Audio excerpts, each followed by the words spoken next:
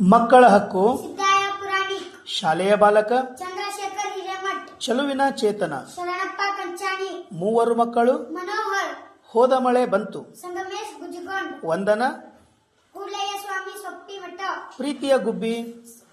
ಸತ್ಯ ಕಲಾಧ್ವನಿ, ಮನೆಯ ಜ್ಯೋತಿ, ಸಿದ್ದರಾಮ್ ಬಿರಾದಾರ್, ಬುದ್ಧಿವಾದ, ಡಬ್ಲ್ಯೂ ಬಸವರಾಜ್, ರಂಗನ ಓಕೋಳಿ, ಜಾನಪದ,